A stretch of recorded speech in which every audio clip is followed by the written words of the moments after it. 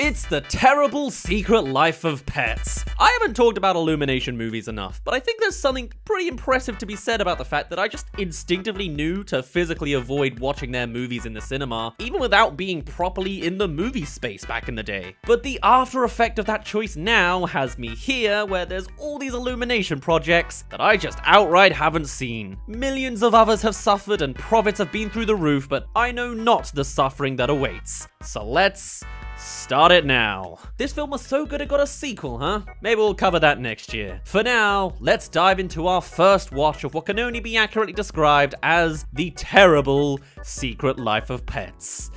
Please have mercy on me. Illumination!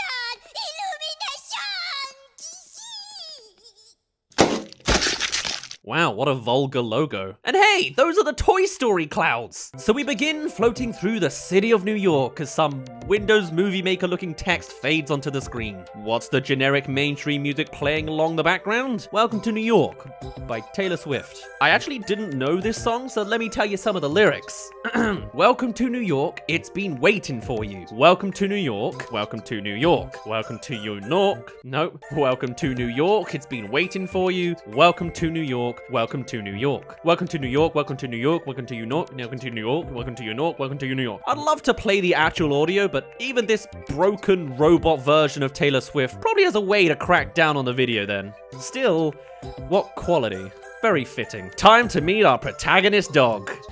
I'm Max.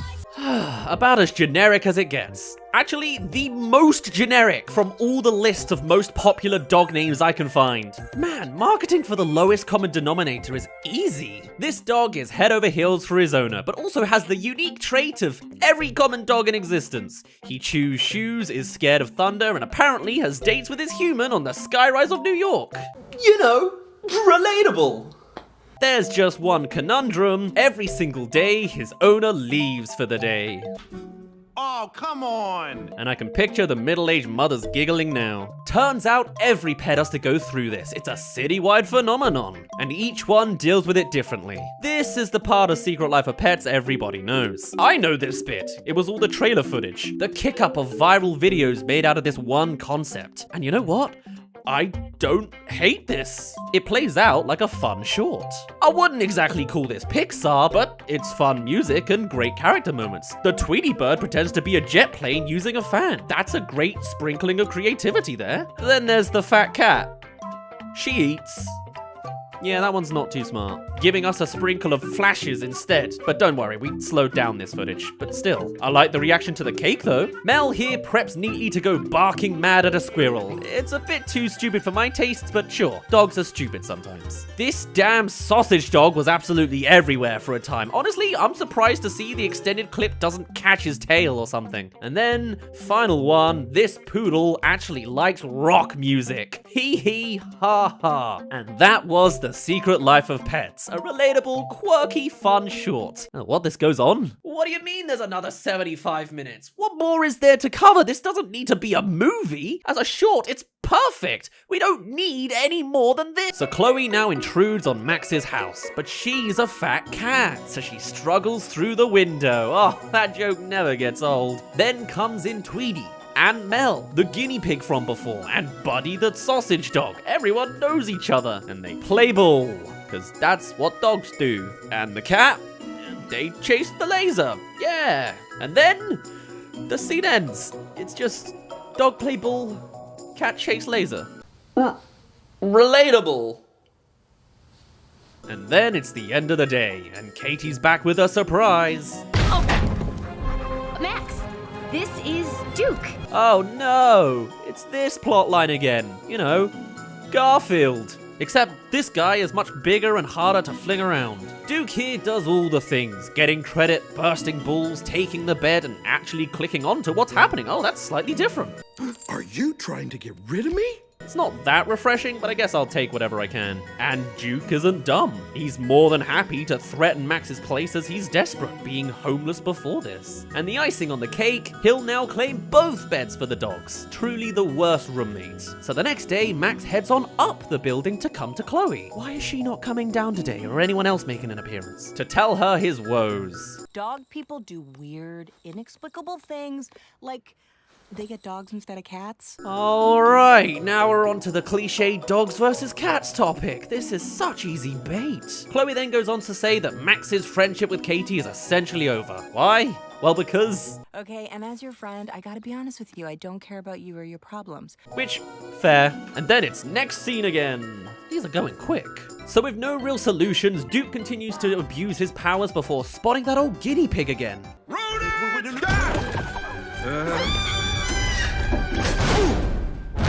Leading to an epiphany. Duke will leave if he gets in trouble. Time to trash the place and blame it on the big reckless dog. Suddenly, the power is completely swapped. Well, that was easy. Next scene. Already. It's another Bee Gees walking scene done many times before, except this isn't no ordinary Bee Gees. This is a modern remix. Why would you do this? Which of the 3 brain cells provoked you to take this direction? And the twerking as well? So we arrive at the dog park. The dog walker here somehow successfully flirting with the most awful pickup line I've ever heard. Your hat is the best hat I've ever seen. But apparently it works. So Max is left leashed. Time for some dog park jokes. Honestly, it's nice to see more done with the concept. I thought we were done. I like the dog getting pulled back constantly, interrupting him, and that's all they had. I don't own a dog. Is there really nothing else to joke about at dog parks? Either way, Duke is forced to do more of Max's bidding. Now to grab sticks. Until eventually breaking free by running through the streets with Max's lead in his mouth. What am I meant to take from this? Why not some calming song to juxtapose the flying dog? But no, generic mainstream music that's already 3 years old, huh? Anyway, Duke's big plan is to chuck Max into a bin. I guess he is kind of simple-minded, but oh no, there are those from the alleyway. Are we sure this isn't just every Pets movie ever? Alley cats, oh so many of them. They steal their leashes, can't be opposed, and just as quickly go to attack them both. Until Animal Control immediately appear onto the scene and capture them. This really is the Garfield movie. Where's the electric collars? He sure is flipping for you. And Dog Walker Guy doesn't care enough to notice. See you tomorrow, Guillermo. You know it. Guillermo? His name is Guillermo? He rolled a 20 on Romantic Ventures and his name is Guillermo? This isn't relatable. Oh, okay, it's Guillermo, not just Guillermo. I'd never heard that name before, personally. I thought it matched his nerdy vibe. So Max and Duke are stuck in the van. There's a scary dog on the other side, and Duke is afraid that going to the pound again means it's the end of the line. And Max is apparently sympathetic about this, despite literally today wanting to find ways to send him off. Or did the power grab make him accept Duke's existence? This character analysis is over, much like this scene. It's basically just 3 beats. These guys really milk that audience retention time. These are like micro scenes. It's time for a new character. This is Gidget. She's actually poked her head throughout this film up to this point. I just skipped her. She stays in a little apartment that seems to have a view of just about everything. It sees Max's place, the path of the dog walker, and these bumbling idiots by a tree. She's always pining for Max, talking about him at every turn, but forget her. I want to review this movie. La Passion de la Passion. I mean, look at some of this. Maria, your face. It wears 1,000 sorrows. What is wrong? Save him. Save him! I honestly, at this point, could probably legit sit down for 90 minutes and watch parodical overacting. But anyway, Gidget is reminded of Max and learns he's missing, so jumps into action to come to the rescue. Yes! Yes! I am my true love! And I can't unhear it, honestly, but Gidget's voice belongs to the same voice actor as Bellwether, a villain from Zootropolis. Though in this movie, the direction makes her voice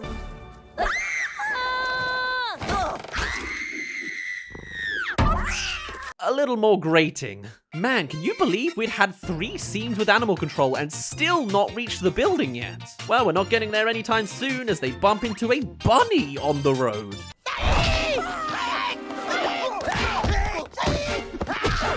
Well, they certainly got to the point faster than Hoodwinked did. And then out of the sewers comes a lizard and marked pig. I actually really like how there is no context here. It's like we missed their introduction, but no, this is their introduction. Certainly not what I was expecting. And you know what? I I really like this scene. The music is original, in sync with the action, there's fun moments, and it all comes together quite nicely. The bunny nibbles a key out of his carrot, and swinging along the roads, the van propels a dog with a fire hydrant. That's a great gag! Before finally crashing in an alleyway. Apparently I like it most when the characters just stop talking. And with Max and Duke about to die, they agree to join the anti-human gang by claiming they killed their owner. As for Gidget... yeah, she's fine. And then actually, she gets beckoned by a voice. It's Marlin from Finding Nemo. Tiberius, the clearly evil bird. But Gidget being Gidget steps over all the bones and sets him free, only to get attacked. But then, he plays the sympathy card. I don't fully trust you. And Gidget actually sets him free? And now he means it? It's just killer instincts that's to blame? Genuinely? Weird. And Tiberius genuinely wants to have a best friend, imagining Gidget riding on his back mid-flight. What is going on? Well, it works. And Gidget sends Tiberius off to search for Max. This is not at all where I saw this scene going. So Max and Duke are now down in the sewers with a snake password barrier for an opportunity for Kevin Hart, yes, the bunny is Kevin Hart by the way, to shout about passwords. And after that, they see the scope of the flushed pets. Scary. And to fit in, they have to tell the gory details of how they killed their owner. I was like, Well, we were like, take that. Yeah, stupid owner. This isn't even funny. And they say a second version, it's also not funny. But the others accept, so it's time for initiation. Hey, how's Tiberius doing? He's back with info. That ugly cheese-textured looking cat from the alleyway. I ain't saying nothing. Apparently this guy fears nothing. Not heights, not being mauled by the clawed predator, but having the fluffy thing slap him a few times and... Let me finish. Ow! Help me! Ow! how the hell did that work? And also, how on earth does he know that they went to the sewers? They drove like 1,000,000 miles away. But sure, plot's gotta plot somehow. Just please stop showing us this angle, it makes me uncomfortable. Initiation time, it's the snake bite. Apparently, Max and Duke are to be ceremoniously bitten by the sacred viper, who leans right up and out. Horrifying. But right before impact, all is randomly stopped by some cats. Domestics? Yeah, we just jumped those two in the alley. And with that Deus Ex Machina, their lies are exposed. Time to run. Or, I guess, fight. Duke grabs the viper by the tail and spins it round and round. I'm not sure physics quite work like that, but it clears them all out pretty effectively, as does a cartoony gag attack.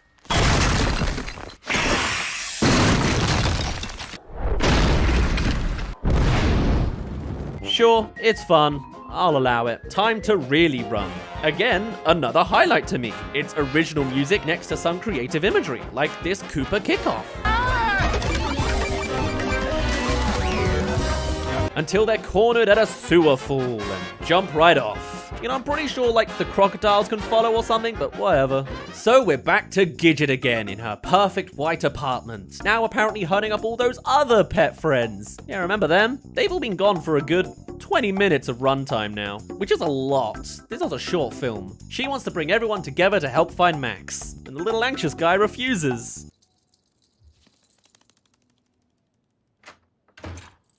Did they just use an entire human door?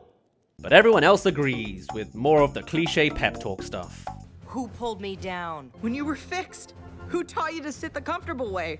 Max did. Max did! You know how this goes. And even the guinea pig joins. His voice actor's gotta get paid somehow. But apparently he knows when he's in danger when Duke is charging him, but giant predatory hawk? Nah, he seems nice. I like this bird. Okay. So Duke and Max are eventually spat out into the waters and struggle onto a ferry. And hey, the rest of the gang finally show up. In the wrong tube? What kind of anti-plot armor is this? So now all the pets are united and searching. And you know what? This ain't bad. In fact, and I know it's blasphemous to say, but this sausage dog is kind of reminding me of Slinky right now. It's the kind of thing he would do. And the lack of lines or music is pretty Pixar-y until he opens his mouth.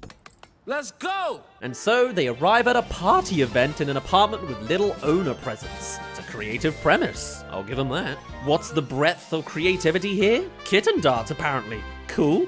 dog sniffing circle, classic. Toilet drinking chugging challenge, yeah, I guess I can see that. And the rock joke again. Yeah, you lost me. So they're all here to see Pops, an old dog that knows all. But first, Chloe the cat has to go through some sort of over-the-top cartoon sequence. Does it have an impact on anything? No.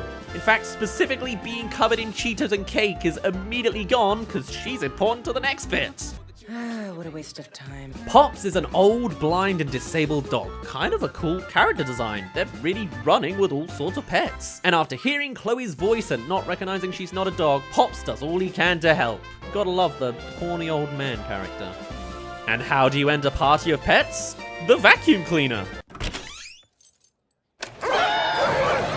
Actually not the worst gag in the world. Though I guess if you're narratively important, then you have an immunity to it or something? Like Mel didn't fall for it? I'm surprised this wasn't a fancy transition. Ah, too much effort. We keep things basic here at Illumination. I mean, look at this next scene. Max and Duke are now free but hungry. They fail to get a sandwich, don't check the leftover bag, and debate that instinct will kick in, or that they're actually not descendants of wolves. Where did we come from? And the mom said, woof. And the kid was like, oh, wolves?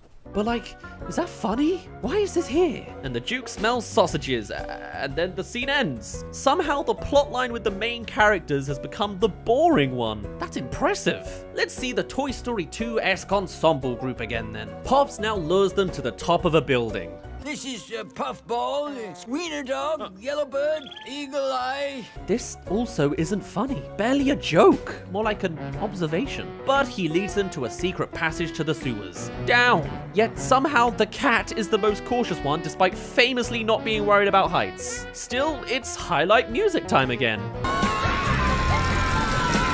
Why is the bird still attached to this thing? And I like all of these real brands a little less because of this. The catastrophe has now become a viral video because of course it has in this basic movie. No, it doesn't go anywhere else. And hey, it's Guillermo again. I don't know why I liked his cameo appearance. Maybe I'm being converted. And that bowling sound effect, I gotta say, I appreciate. You know what this really gives me cravings for? Sim City. Just the perfect white and blue cityscape vibes. Or maybe I should play Mirror's Edge. Anyway, they finally make it down to the sewers through a construction site. It's poo-poo with a dash of caca. Yeah, I definitely prefer it when they don't talk in this movie. So Max and Duke finally follow that sausage scent, what a detour on story, reaching the Wiener Kingdom, the factory of sausages. Sneaking through security without a problem, enjoying the entire process and falling right into an acid trip. Come on, boys. Ah yes, I too have been to a greasy British nightclub after 1 AM. It's a complete sausage fest. All singing some mainstream song as the dogs are in paradise. I don't know why this is here, to keep kids' attention I guess? And to try and recreate the magic of the Minions maybe? And now the ensemble have made it to the sewers. They're besides the flushed pets gang. Don't you worry, Viper. You will not be forgotten. I think it turns out Pops wanted to talk to Viper, but now he just wants to leave, so maybe this was just a worthless scene. But not before Gidget realizes the bunny hates Max and so has to make her stance known, because brain cells. He's my friend, and some might say my boyfriend. And just like that, they all run away, catching none of them except the guinea pig in the piping. Advantage me. Uh-oh. Why? Why? Why did you have to do that? So Max and Duke, they're off of their sausage high now, and like the cliche plotline entails, now they're good buddies. Still think they kind of started off a little early and it's been a bit quick, but sure, they've grown on each other by now. Okay, that arc is done in 1 hour's time. So what's the plan for the next 20 minutes? A whole new plot and revelation, of course! As it turns out, Duke wasn't homeless beforehand, he used to have an owner. Having a whole Jesse-style backstory. I'm sorry I keep bringing up Toy Story 2, but really, Duke had an owner for most of his life. No, he didn't kill him in the chair like I first thought. He ran away one day chasing a butterfly and never found his way back. Time for the next step for that revelation. Unless his owner's dead by now, like a real Pixar gut punch. Guess we'll find out. The ensemble are out of the sewers and don't even realize the guinea pig is missing. People are disheartened, but Gidget demands they all push forwards. You know, these guys have lost a lot of character that they had in the early scenes, but whatever. I don't like it. Oh. sassafras and murder. Why now are you having trouble? You've not had a blip this entire time. For a half-assed gag? Come on. And now that Max and Duke have a new arc, they're just immediately back at Duke's place. It was seriously this easy to return the entire time? Well, then why didn't he do it before? Duke then begins stalling, nervous. But as he gets closer, he sees the car is different. And there's a cat there now. Oh no, was I actually right? Fred, the old guy? He died. Oh my god, I'm actually right! Pixar doesn't have a real death like that towards the end. They save that just for the start. Duke now lashes out at everyone else, including the next family who calls for help and then immediately gets it from animal control seconds later. There's a lot of logic leaping here. What's going on? Duke makes one last save for Max and tells him to run on home without him. Stakes, I guess. And finally, these segmented groups are coming together. The bunny has his crew on the streets and spots Max chasing the van, only to intervene and lose some of his crew to animal control as well. Brain cells. We gotta join forces, man. Why are you so suddenly happy about all of this? And so just like that, they hijack a bus! How on earth did they just hijack a bloody bus? Bunny drives, Max hits the pedal, and the references are very, very subtle. Fun fact, I can't cover Sing 2 this year because it's delayed in the UK to January. Oh no. And so the bus comes crashing down as it kicks the van off the bridge. There he is! He's got snowball! Wait, so was everyone just waiting on the bridge somehow? No, but seriously, where did they all suddenly come from? And they don't trust that Max is on their side, cornering him instead. So everyone else comes in instead. How did they find him? And Gidget suddenly has super powerful fighting attacks despite literally being the weakest dog species. That's the joke, I get it, but it's still very overdone? Lazy? Why couldn't literally anyone else do anything either? You have a killer instinct hawk, and her technique has a lot of...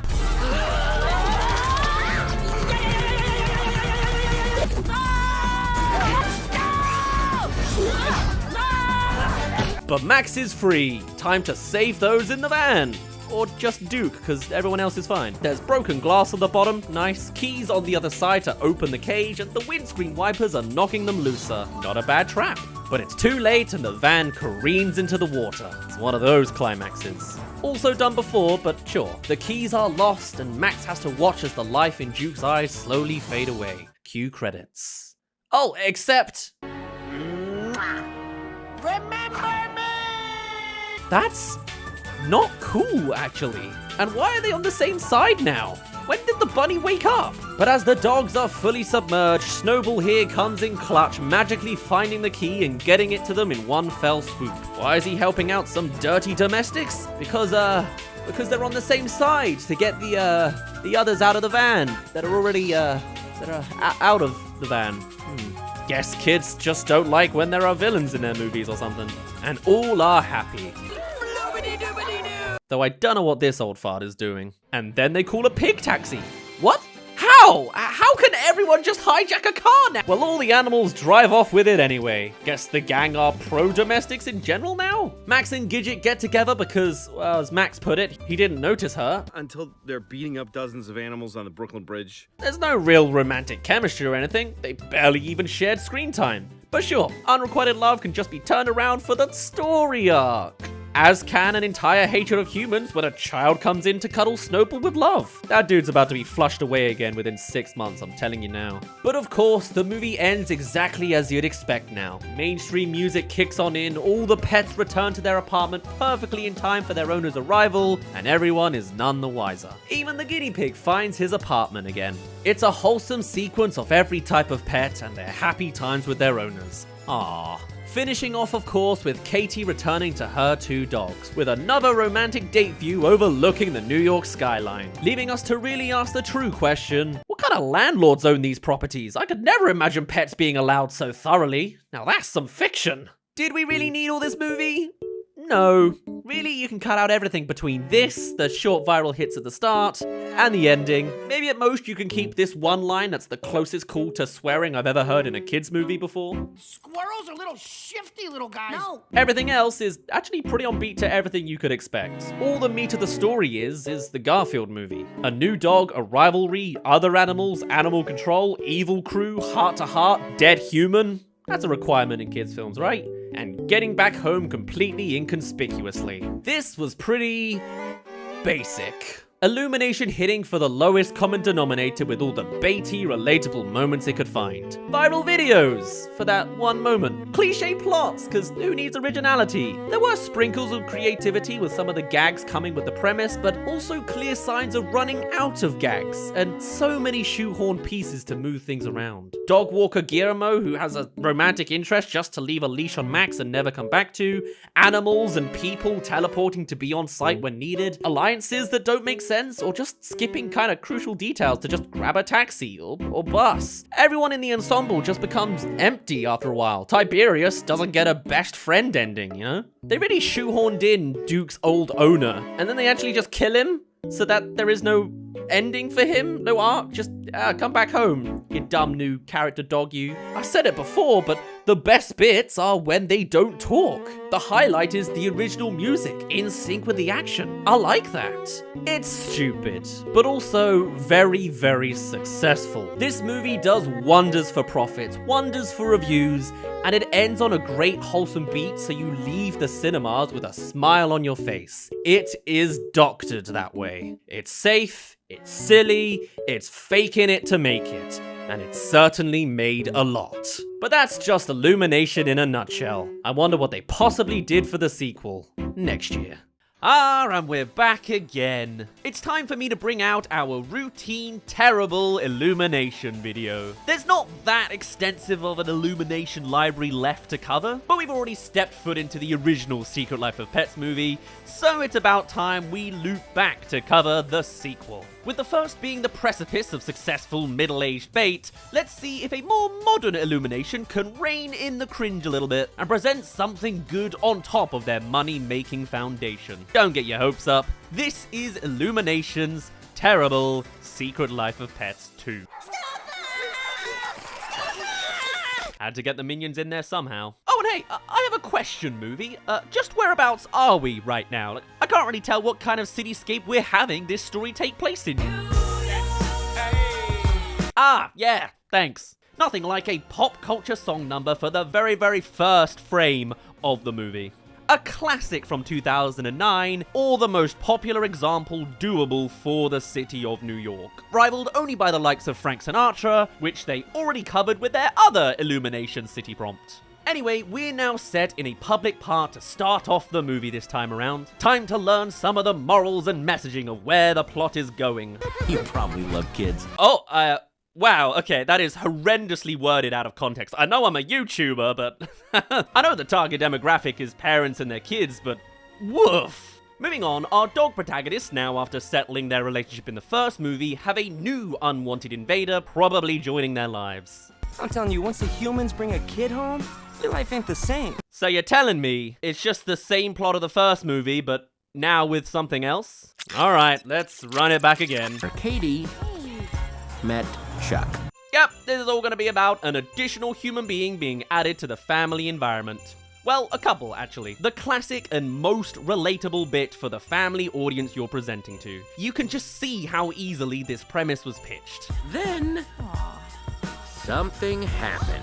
And so now, it's time to skip across months and months of potential plotlines that maybe a lesser franchise would have milked more directly as we skin through the lifespan of Katie, despite nobody else seemingly aging along the way. And from then on, everything was different. It's funny, with all these samey art styles, I can't help but see more of the good dinosaur in this child now. But as a montage, yeah, it does all the bits you'd expect. It's another excuse for pop culture song choices, and I'm guessing like 2 years has maybe passed at this point. I guess all the gaps in the middle would have just been your basic and boring, dogly slice of life antics. Or at least that would make sense if this wasn't literally the Secret Life of Pets franchise, where specifically that boring slice of life idea is completely subverted against. But hey, I'm sure everyone else in the vicinity haven't inexplicably changed anyway. And I'm never gonna let anything bad happen to him. Ah, so now we've fully turned around from the opening moment of Max hating kids, cause this kid is alright. And more so than that... Was the world always this dangerous? Max has now unlocked some anxiety to boot. Now that's some relatable content. And you know, for a small moment, I don't exactly hate this. Maybe it's just because I've already been beaten over the head with 2 unnecessary pop culture song choices, so I was expecting a third. But to now receive something from the actual score, a hint of brass that feels like an offshoot of a Pixar piece, yeah, that's nice. And at first, it seems like it's gonna be running back the whole gag montage of pet antics. But it actually ends up just being the cat. Missed opportunity or a mercy? Instead, we otherwise focus on Snowball, the antagonist of the first movie. That's nice. Or they just wanted to keep Kevin Hart. He is now plastered up as a... And after his kids leave for school, he's out to tackle the world. Why exactly we're doing a superhero plot is beyond me. Oh, no, never mind. It's 2019. This was peak Avengers Endgame time right here. I see now. Okay, was that really needed? Actual Superman theme and all? It's such an Illumination thing to be so overt and unsubtle. Real eye roll territory. Just like hocking up old classic jokes like... Talking about Paul in order. Not to mention a good hit to the balls to wrap it all up. It's nice-ish that Snowball is still around, but I'm not a big fan of this reintroduction of a scene for him. But hey, at least it has some function, introducing the next phase of baby Liam's life. Preschool? He's around that age. And upon learning that Liam has just left the building, we open up to the first good bit so far in the movie. The more imaginative, fun part of the universe of Secret Life of Pets. The secret life that they have. Duh! As Max calls out on the walkie-talkie to have all eyes on Liam. Does anyone have eyes on him? It's here that we now get the proper montage of other pet antics that only did a one-shot last time. It's nothing too crazy, but I do enjoy this one line. He's not in his bag of chips. I mean, I am approaching 30, so maybe this stuff will only tickle me more and more as time passes on. Great. It all turns out to be a false alarm anyway, as the hamster spots him eating a snack on the streets. Eyes on, anxiety quelled. Scratching again there, buddy. Also, this is a totally not obvious development that's going to be coming back after already being established like 3 times at this point. But as we pop into the waiting room for the vets, we come to learn it's not for fleas, but instead... He specializes in behavioral disorders. Ooh, a little deeper under the surface. And is once again a platform for Illumination to make another montage of animal antics. I swear this is just 80% of the writing. To be fair, it is the best bit. You've got cats unaware their owners don't want dead birds, hamsters running eternally, and another done-before gag of creepy shining twins. We start fires. At what point is it a cool reference, and at what point is it just lazy comedy writing? And upon Max's freakout, we cut back to the house. The cone of shame. Classic pet humor. Honestly, I'm surprised I didn't think of it sooner, because of course that would be in the sequel movie. Considering there have been murmurings about a Secret Life of Pets 3 actually being in development, I wonder if there's any other obviously missing pieces of the pet experience yet to be covered here. Other than, well, you know. What follows next is a really long sequence of Max is unsuccessfully trying to get his busy bee toy. And upon learning that they're going on a car trip... We're going on a trip! There's then even more time put into this busy bee toy as Max tries to find a babysitter for some reason. With no real establishing of it before this point, up front, it just feels like a chunky waste of time on something unimportant for now. Honestly, it's a really weird detour, but eventually it gets passed on to Bridget. It's like we're his parents. It's like you're the dad and I'm the mom and this is our baby. And with that, it's time for the road trip to begin. Yes. How we doing, Liam? Woohoo! With yet another obnoxious opportunity to play a pop culture song number. Although I really don't recognize this one, so maybe it's not pop culture? Honestly, listening to it from the distant future of 2025? I'm on my way. I don't know where I'm going. It actually has the exact same cadence of those early AI-generated song numbers. You know, the ones that are all country music and simultaneously sound like one singer and a whole ensemble. And I mean, with the directly on the blackhead of the end of the nose on the nose lyrics, it honestly perfectly fits the bill if this wasn't 2019. You think movie soundtracks will genuinely go in that AI-generated direction one day? Well, at least Illumination won't with their scathing minion AI comment. At least for now. Anyway, dogs in cars? There's a recognizable bit for that one. I love the car! Back to Bridget, and she's relevant to the plot entirely based on this tiny toy that didn't specifically need a babysitter in the first place. First dreaming on the thing with your classic romance dream for those in the audience that didn't get the hint for character relation goals. But then, of course, the busy bee goes on a bit of an adventure. Is this side plot really a necessary addition to the movie? Or merely an excuse to incorporate the classic core characters from the first movie to appease a sense of nostalgia and connection to the first movie, while the main sequel plot takes place in an entirely new, unrelated location? I guess we'll find out. First, a cliche! And what's more, it lands somewhere iconic we also have yet to translate in the series. Honestly, it's not necessarily a fault. It's kind of the beats you would want to see.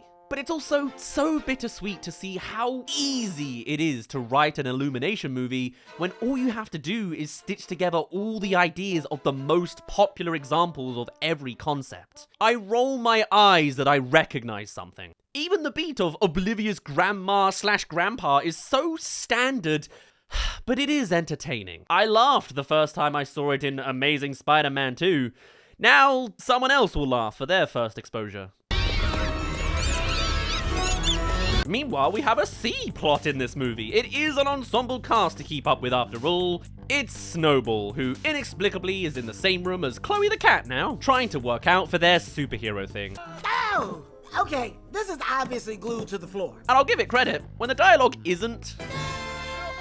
The delivery from Kevin Hart is pretty good. He's a real 50-50 as a comedian, I'd say. Kinda has the same gimmick the whole time, but when the stars align for him, he's a real solid jokester. And now he gets even more of the limelight as a new dog called Daisy jumps into the random window asking for help. A poor, defenseless animal needs saving. It's the superhero plotline of genuine hero work plugged into a Pets movie. Somewhat expected, it's just another pest control arc. But with a little more of a twist this time. Oh wow, okay Illumination. This seems to be a surprisingly consistent thing. A genuinely fantastic flourish of more stylistic animation coming from a studio that typically cuts the corners out. I love this. Seriously, I would watch a cartoon with this aesthetic eternally. I don't think anything even comes close to this look, really. Probably because it does have a movie's budget. It's what Snowball envisions superhero work as. Anybody hungry? And I do genuinely love the gag for how this ends. As a forced-in plot for the sake of the trends of the day, so far, it's not awful in its presentation.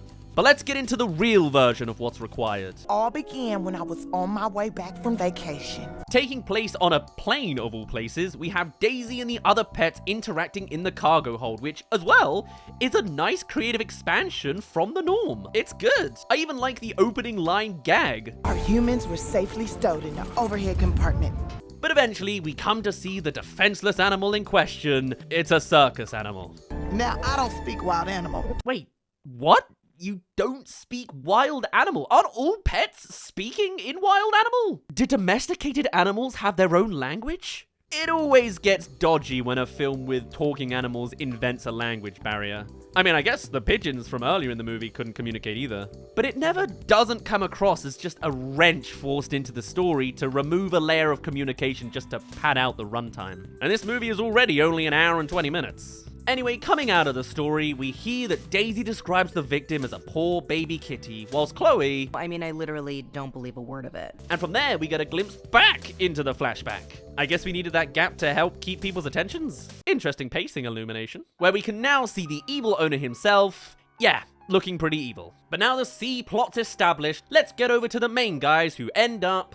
Hey guys, we're here. At a farm, of all places. Also, it's the rare appearance of Katie's actual love interest and human Chuck. I feel like in the 16 minutes this movie has used up, I've barely seen the guy. Anyway, turns out we're visiting his side of the family and they own a farm. Oh, wouldn't it be lovely to own land? The target demographic is very middle class. And it shows. Yeah, this definitely smells like a sequel plotline. New locale, entirely strange direction with some characters to surely bash against in this new status quo. Hey, cow! Moo! Woof, woof! Whoa, what? This only raises more questions. You're telling me in the cinematic universe of The Secret Life of Pets, A cow doesn't count as a wild animal? I mean, I guess it's domesticated in the most extreme stretch of a lens. The cow hates dogs. My brain is the size of a rat turd. And the dogs feel out of place. Hey, do you think a turkey counts as domesticated? Apparently not. Not according to this law. What is it, because we don't kill them? Anything that lives gets the privilege to speak? But finally, as our introduction to the farm pals, we then have the alternative dog of the movie.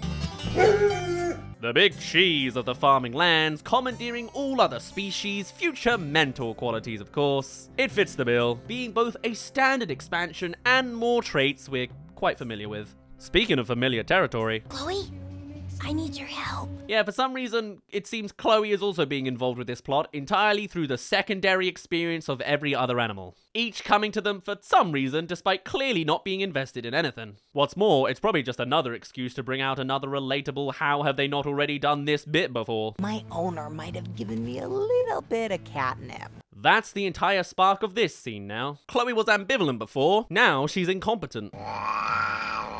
Is this commentary on how catnip turns a cat into a wild animal and therefore it loses its ability to communicate as a language barrier? No, I think it's just more annoying Illumination dialogue bait. An idea that I think can be done well sometimes, but not yet by Illum Studios. So why is Bridget here of all places? Why come to Chloe for advice? Well, apparently it's all due to this unexpected spin on the plotline side piece. I need you to teach me the way of the cat. What is this movie, man? Why is this where we're going? Really? Meanwhile, it's time to meet the mentor man of the hour, always the intimidating one. But hey, at least he speaks. I swear it's a 50-50 on who would and who wouldn't in this movie. Ever defensive, we learn a hint about him. Name's Rooster. But more emblematically, he's the representation of that old way of thinking. Not necessarily in the most problematic of ways that I could joke about here, but he's blunt when it comes to parenting a kid. Kid gets hurt, he learns not to do it again. Honestly, Rooster would hate iPad babies. But here, he's perturbed enough that Liam is in a kiddie cage, justifying that he himself doesn't chew electrical cords anymore after doing it once. I walked backward for a week, but I never chewed a cord again. With only grumbles and complaints, he wanders away. Can you believe that guy? He was cool. And worse than that disparity in first impression, the dogs don't get their New Yorkan privileges either. Dogs sleep outside. Honestly, I'm stunned their ever-caring Katie didn't even approach them upon the final goodbye of the night. But hey, maybe these dogs just weren't aware it was happening when it was. Interesting to see a mentor role being so offhanded to this degree, but it is scene one. We'll see if that develops more in the future. But before the night ends fully, we have that other plotline to keep up with, Captain Snowball. They're now committed to their heist to save the tiger at the circus. But first, we've got a repetitive gag to keep up with from Kevin Hart. Ah! Look at that thing I'm not scared of right there. Was it worth including? I would argue not really. Kevin Hart does a lot of meandering around between all the actual beats of the plotline, and only occasionally does it actually hit. It's just more of the same. Let's go! But this is genuinely horrific. The first movie at least had other animals, namely Snowball himself, as the actual villain. But to see a reconstruction of what is genuinely seen as animal cruelty with a sound design work that's a little too crisp, it's seriously harrowing. We gotta do something. Not to mention, animating the expressions on the animals is something studios have mastered for decades, so to see it detailed here is horrendous. If tiger does not do trick, tiger will become rug. And so the tiger is caged away. Honestly, I prefer it this way. The alternative is legitimately hard to watch. And with the humans gone, but Guardian Wolfpack still present, Daisy hops right over anyway. Hey, step away from that tiger. And with no real plan, no real necessity for Snowball to really be here, we immediately dive into a fight sequence. The bit being that Daisy can just magically outmaneuver any rival animal that they're faced up against, all the while Snowball... Which then begs the question, why even add Snowball to this sequence in the first place? It's not exactly like he's specifically here to act as bait or something. Sure, I guess in a sense he kinda does end up being for a singular wolf. But Daisy still has to handle absolutely every other wolf at the same time whilst aiming for the goal of the cage keys. Hey there, thank you for making it to the halfway mark of this video. Come subscribe if you're interested in more terrible movies, and I'll get back to the rest of The Secret Life of Pets too. It's not a successful distraction for a heist by any means, but it is an excuse for a storyboard set. Snowball can use the amusement park stalls to flesh out this chase sequence. To be fair, it is a great way to balance the otherwise horrific villains of these evil-looking wolves to be palatable to the kids, since it's a lot less intimidating that way. Plus, it's a satisfying ending too. Again, with a perfect teleporting Daisy that seems so competent, it's like she doesn't even need Snowball in the first place. And just like that, mission accomplished. Come on, let's go. All right. Yeah, of course. And you'd think there'd be more to the tiger plot after this point, but not really. They let him out, sure, but then they just seem to kinda part ways after that. I assume more is gonna happen here, but it's not exactly presented in the best way. Instead, we just end on... wolves are jerks. Back to the farm, since the cat plot is on hold, I guess. Very eventful evening, this. And Max is freaking out again. I think we should check on Liam. To be fair, this is probably one of the first early movies to really talk about and focus on anxiety, now that I think about it. And this is a pre-COVID movie. This is ages ago. And it's placed into a dog character of all places. I mean, I guess it does happen, but what an interesting case of being ahead of the trend. And upon seeing the kid is fine, the nerves don't stop, as now even just the sounds of the farm perturb Max too now. Of course, Illumination had to squeeze one more in there. And then the fears are realized. Wait, no. A real danger. That'll surely help the anxiety a bit. It's a fox. Out to attack a small dog? Did they do that? Interesting to learn, I guess. But it's quelled just as quickly by our big dog guy again. Not that he's fully the heroic type. Still just as jaded and offhanded as before. Then get rid of the cone. He's so blunt and unlikable with his straight-to-the-point attitude. It's just another setup for this guy, and in record time, too. You're cured. Hey, it's finally Bridget again, becoming a cat now. It's gonna take more than fake ears and a sock. And you'll never guess what, it's another excuse for another montage of another collection of relatable animal antics. And of course, Chloe, with her magnetic unwritten rule, can also have every other pet in the vicinity come to her inexplicably. That's apparently the word of the day today. To witness Bridget's transforming and educating the cat rule set.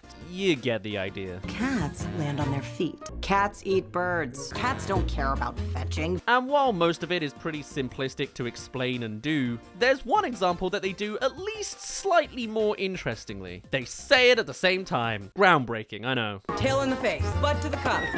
And yeah, it works. I feel like that Aaron Paul meme of He can't keep getting away with it! It's just referencing pet antics again. But honestly, that's all audiences want. So much montaging, so much, look at this recognizable thing. That's like 80% of the foundation of this same series. I feel like I'm defeated every time I see a new one. As for the other 20%, Now turn me into a chinchilla. well, that's regulated to underperforming original gag lines. That's the mid-era Illumination way. First mission in the bag.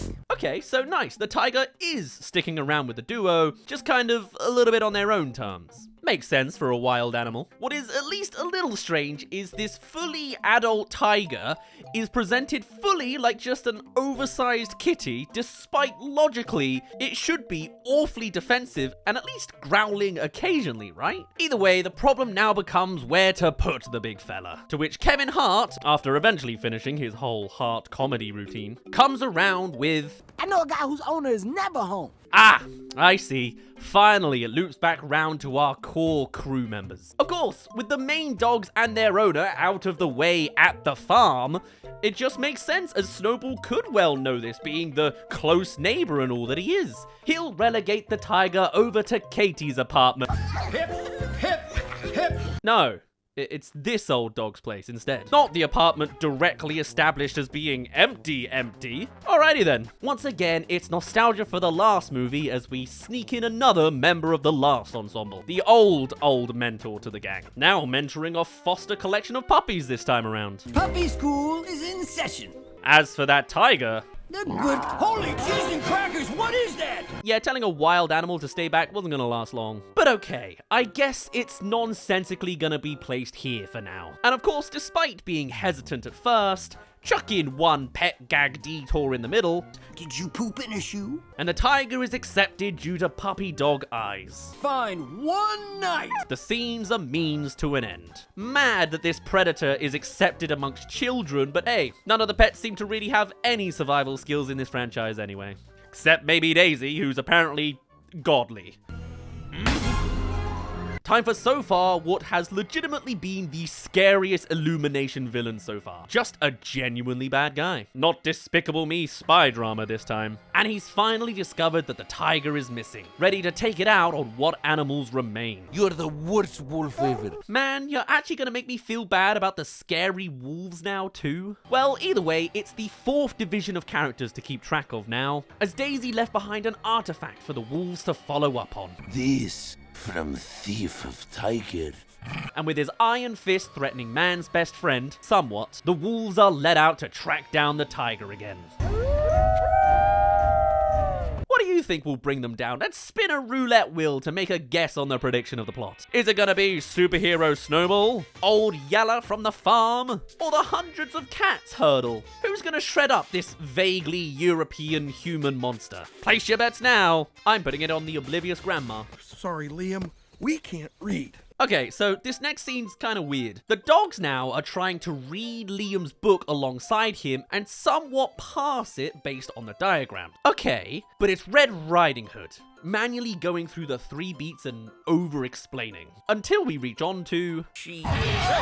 Just for Rooster to pop up again and to berate them some more that the kid's fine with scary stuff. Only Max seems to be scared of everything. You're the one who's scared of everything. And that's that scene. Once again, just establishing Max is scared and Rooster's point of view of it. Is it a wasted scene? Do we really need to hear the Red Riding Hood story again? There's a little girl in a red hood. And so all that build up on the Bridget side of things finally reaches us back to here. It's cat country. Time for all the cat jokes along the way as she sneaks her way through the room and up the cat tower to get that busy bee toy. Oh boy. There is a massive super cat as a rival now. And how do you defeat cats? Oh yeah! I guess that is the most obvious joke you could make around cats. Technically already done, I'm pretty sure, in the first movie. Although they do at least, upon retaliation, do something vaguely one-up from there. She caught the red dot! And just like that, she waltzed right on out with the British national anthem because she is now queen. Okay, 50 minutes of setup, all for that, based off of a random toy edition anyway that didn't really make sense. However, this I can get into. Maybe it's because these damn characters, they're finally shut up, but there's something about the majestic running in the sun with that soundtrack underneath. To me, for some reason, I'm getting like Pixar Toy Story 2 vibes. As if we're about to see something really sweet and humble and impressive from this career dog. And that's mostly what these shots are here. With Max being jealous, of course, trying to do something similar with a large pig. I can handle it. Only to, of course, go wrong after a handful of micro gags, leading into... and being punished for letting out the sheep, having to join on the rescue mission for a baby sheep wandering out into the woods. This is just you and me. The scene's not exactly groundbreaking. It's exactly what you would expect to happen. Very by the numbers so far. But we're 60% done. Hope the real plot kicks in at some point here. Well, it's more of the dogs, as Rooster forces Max to continue on the journey. Youch, that's not really cartoony violence. That's just straight up shredding through a thorn bush. Just go on without me. Oh, you're not giving up. But eventually they make it to the tiny little sheep, of course dangling off of the very last tree off of the side of the cliff face. There's apples in this tree. Oh, so this one can speak. Sheep are domesticated. Yeah, okay. And what's worse, of course, is Max has to be the one to save them because, of course, they are lightweight. Leading into the first lesson of confidence is acting like you're not afraid. And then somehow, magically, this wimpy house dog does it, despite everything possible being against their favor. The fear, the fall, the tree, the little kicking on the face. This is a miracle in the making here. And Max saves the tiny sheep after absolutely everything's said and done, against all of the odds. Unfathomably lucky. Yep. Oh, no! And something must be wrong, because I actually quite liked that joke too. Maybe it does justify them talking. And Max, of course, is beaming on the way back, because that's pretty much the entire arc. Let's get an extract of somebody else, eh? We are getting closer. It's the wolves' time, who have successfully sniffed out Daisy, who's talking to some fellow dogs. No one asked anything. He just walked up to us and started talking. Again, it all just feels very by the numbers. This is a movie, not a movies movie. Enemy dogs appear, they run, they find. Not with that much ingenuity beyond big dog, small dog, they escape. How do you escape trained running wolves? So long, suckers! A slow, human-controlled scooter. Blow some raspberries in their general direction and they could never hope to find you. Whoa. You were just beaten by a rabbit. Is this really a joke? Well, it's rabbit time anyway. Paying off the panning we had earlier as that tiger is being returned immediately by all of those puppies for trashing the apartment and eating the TV. All off-screen, of course. All the budget for animated chaos goes exclusively into the Despicable Me series. For shame! And doing so, that whole scene is reversed. And Snowball drops Tiger off at Max's apartment. Only not doing so last time because he would eventually do it this time. It's all just padding and boring by the numbers. Does any scene matter in this movie? Bridget spots Snowball and they have an exchange, both equally questioning each other. Okay. But this is what the movie is really about. It's Rooster and Max entirely, and it's a nice scene. Hey, kid. Good job today. With a bonding experience endured together, they can now have a nice bonding moment in the moonlight, learning how to howl, as it's just what they do there. There you go.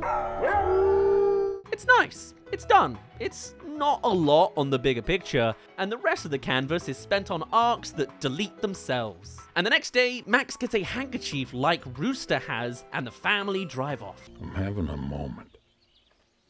Can't have genuine emotion in a modern Illumination movie. That requires some heart. But now we have a climax. With Max and Co home, we can combine everybody's stories together. And I gotta say, I do still like some of Kevin Hart's delivery. But yes, the tiger is still in the apartment, snuck right under their noses. And when it comes to the wolves, they're here! Oh, no, no, no! It's all happening all at once and right on cue for Max's new revelations. That's just as quickly kicked to the side. Nothing like mild animal abuse to come to the rescue against an outright mauling. The others reach the rooftop, the rabbit is Hulk thrown down the pipes. And the tiger is cornered, tranquilized, and captured along with Daisy. Everything has gone wrong. And it's all up to the core characters we know, of course. What are we gonna do, TD? Cue the add-on of the hamster driving around and Bridget with every cat in the universe, arranging, oddly enough, to manipulate their owner to driving them around instead. And I'll give it to them, it's a fun montage for the granny. Also begs the question that against all of these other domesticated animals that speak, how does a cat not communicate? Apart from that one line, and also Chloe. Even to their elected queen, they just meow. Oh, whatever. Training is going to be a lot more fun.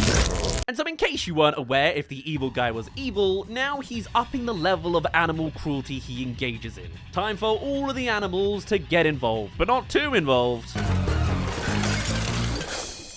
In building several storylines and animals, the movie seems to know when a plot is too bloated with an ensemble and goes to drop them out piece by piece. Not just the hamster on the road, but up on the train rooftop. Snowball! Have fun! Also, by this point, Max has immediately become exactly like Rooster now, with one example of exposure therapy, mimicking lines and catching animals just like he did. And then there's this, which is a nice little additive for some cute animation, I guess. It's all confrontation. And there's more. From unraveling pipes to a cannon set piece, the classic monkey slapping with added cartoony sound effects this time for some reason, and eventually sending off that Chekhov's gun. Max, meanwhile, is left behind from the train and runs around to catch it, having a whole elongated moment of facing the train head-on before... I don't really think any of this was deserved or set up. Like, what, was he afraid of trains before? It's just not specific enough. Honestly, I think it's more impressive that he just charges through glass unharmed immediately afterwards. Anyway, it's the fight against the big bad human, who now is made of paper. Beaten by two tiny dogs and a rabbit. An incredibly easy fight that has to be done, but completely takes away from any real stakes of the movie. Like a limp handshake, this movie just reaches its end in as soft a fashion as possible. Just a throw will do it. Oh no, wait, this movie does do a little bit more. You are going nowhere! Good! I don't need anything dark, I'm just glad to see him not entirely fold the moment we have the real battle. And his actual final hit is... Yeah, that's at least a lot more fitting. My bet about the oblivious granny was actually written when I didn't know the story, so well done me. I can predict a kid's movie. And of course, it comes with a cliched gag on the side. But wait, what does the granny think is the goal here? Isn't she out gunning for groceries? Why is she making a conscious effort to run over a single guy? Like, what's going on from her perspective? And then in the next scene, she's asleep and the cats are driving. Which is it, movie? Is she being handled by her cat army? Or is she too blind to know exactly what it is she's actively doing? Well, anyway, it's the epilogue. And while the last movie had a genuinely heartful moment of the return of owners for the pets universally, this one just doesn't have that same relatable magic. Across this entire movie, it continued the trend of bringing up every most obvious reference in any given topic. And when you look at the whole, 1/3 was unnecessarily added in with the cats and only relevant for the final hit and the tiger solution. Another third was for a singular moment of bravery about a young kid who's missing for the middle hour of the movie. And the tiger plotline, yeah, is fine and standard. Absolutely formulaic with no new surprises. For a movie that stood on the virality of universal pet appeal and relatability, this one, in trying to be more character specific, just comes off as mid. It's basic, safe, hey, new family member Liam is back for the closest heartful moment at the end, I guess. Look at this. My doggies. But otherwise, it's all just a lot of fluff that doesn't stand out at doing anything other than being a movie. That whole cow thing, that doesn't come back. A lot of things were poked and touched on. Scratching again there, buddy. Also, this is totally coming back. None of it really went anywhere. Add in some IRL shots from the internet that I'm not certain that they actually asked the rights for, and a post-credit scene. I got bras in Atlanta. Twist and rope, drink a Fanta. Yep, let's skip that. And you have an absolute skeleton formula of a modern-day Illumination sequel movie. As much as I roll my eyes at the elbow nudging, look at this, relatable, of the first movie, this movie doesn't really have that either. And in its place is a pretty cliche animal movie, because it's been done oh so much before. There's not even much of a secret really to these pets, other than that the events happened in another location, like every animal movie. Some deliveries were great, ideas were simple but done, but otherwise, this is just incredibly forgettable. But I'm sure oh so very profitable. So that's where we shall end things off for now. My name's been Daz. Thank you very much for reaching the end of this terrible episode. Do let me know your thoughts on Illumination and what they could do for Secret Life of Pets 3 perhaps. But otherwise, I shall see you all in a little bit.